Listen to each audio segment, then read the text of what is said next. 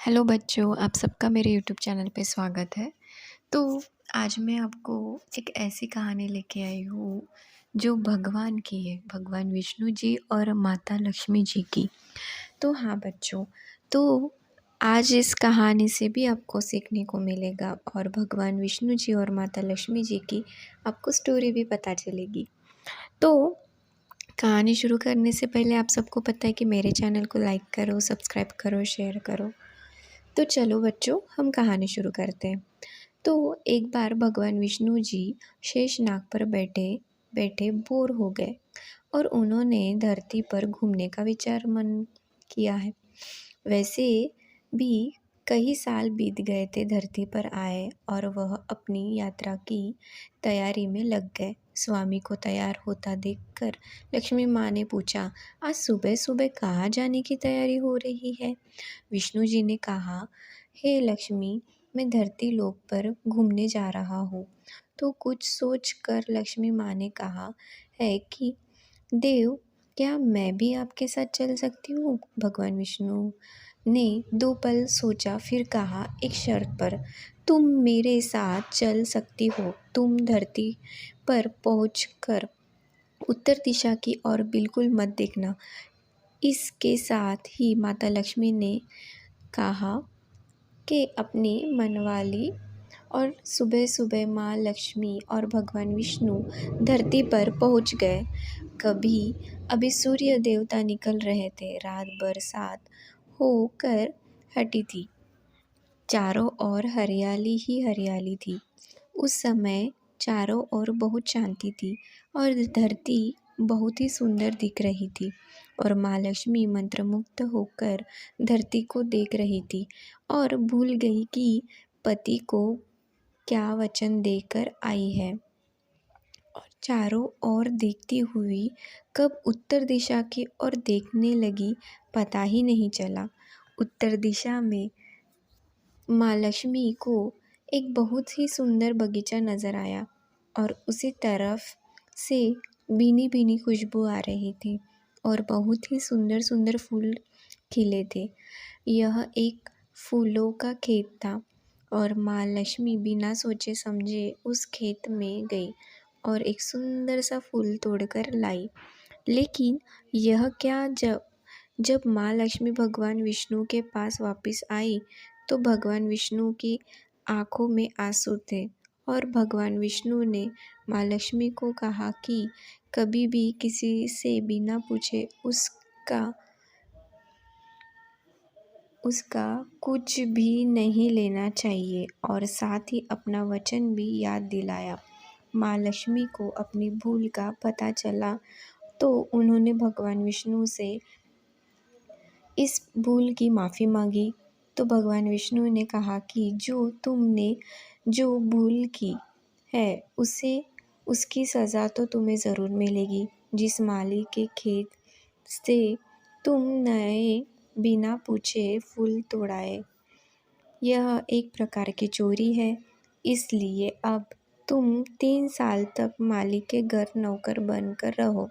उसके बाद मैं तुम्हें बैकुंठ में वापस बुलाऊंगा। माँ लक्ष्मी ने चुपचाप सर झुकाकर हाँ कर दी। आज कल की लक्ष्मी थोड़ी थी और माँ लक्ष्मी एक गरीब औरत का रूप धारण करके उस खेत में मालिक के घर गई। घर का एक झोपड़ा था और मालिक का नाम माधव था। माधव की बीबी, 2 बेटे और 3 बेटियां थीं। सभी उस छोटे से खेत में काम करके किसी तरह से गुजारा करते थे। माँ लक्ष्मी जब एक साधारण और गरीब औरत बनकर जब माधव के झोपड़े पर गई तो माधव ने पूछा, बहन, तुम कौन हो और इस समय तुम्हें क्या चाहिए? तब माँ लक्ष्मी ने कहा, मैं गरीब औरत हूँ, मेरी देखभाल करने वाला कोई नहीं। मैंने कई दिनों से खाना भी नहीं खाया। मुझे कोई भी काम दे दो। साथ में मैं तुम्हारे घर का काम भी कर दिया करूँगी। बस मुझे अपने घर में एक कोने में आसरा दे दो। माधव बहुत ही अच्छा दिल का मालिक था। उसे दया आ गई लेकिन उसने कहा, बहन, मैं तो बहुत ही गरीब हूँ।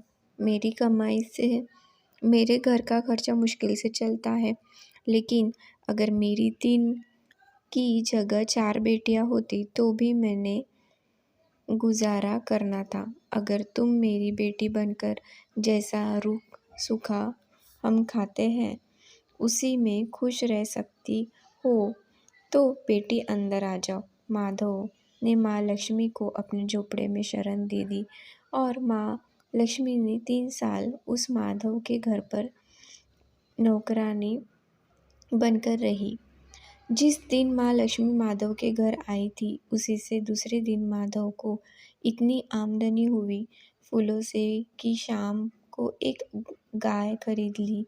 फिर धीरे धीरे माधव ने काफ़ी ज़मीन खरीद ली और सैफ ने अच्छे अच्छे कपड़े भी बना लिए और फिर एक बड़ा पक्का घर भी बना लिया। बेटियों और बीवी ने गहने भी बनवा लिए और अब मकान भी बहुत बड़ा बनवा लिया था। माधव हमेशा सोचता था कि मुझे यह सब इसी महिला के आने के बाद मिला। इस बेटी के रूप में मेरी किस्मत आ गई मेरी। और अब 2-5 साल बीत गए थे लेकिन माँ लक्ष्मी अभी भी घर में और खेत में काम करती थी। एक दिन माधव जब अपने खेतों से काम करके घर आया तो उसने अपने घर के सामने द्वार पर एक देवी स्वरूप गहने से लदी एक औरत को देखा। ध्यान से देखकर पहचाना गया, अरे ये तो मेरी मुंह बोली छोटी बेटी यानी वही औरत है और पहचान गया कि यह माँ लक्ष्मी है। अब तक माधव का पूरा परिवार बाहर आ गया था और सब हैरान होकर माँ लक्ष्मी को देख रहे थे। माधव बोला, हे माँ, हमें माफ़ कर। हमने तेरे से अनजानों में मैं ही घर और खेत में काम करवाया। हे माँ, यह ऐसा कैसा अपराध हो गया। हे माँ, हम सब को माफ़ कर दो। अब माँ लक्ष्मी मुस्कुराई और बोली, माधव, तुम बहुत ही अच्छे और दयालु व्यक्ति हो। तुमने मुझे अपनी बेटी की तरह से रखा, अपने परिवार के सदस्य की तरह से। इसके बदले में मैं तुम्हें वरदान देती हूँ कि तुम्हारे पास कभी भी सुखियों की और धन की कमी नहीं रहेगी। तुम्हें सारे सुख मिलेंगे जिससे तुम हकदार हो। और फिर माँ अपने स्वामी के द्वारा भेजे रथ में बैठकर वैकुंठ में चली गई। तो दोस्तों, आपको कहानी कैसी लगी आप मुझे ज़रूर बताना। Thank you friends, bye bye, अपना ख्याल रखना।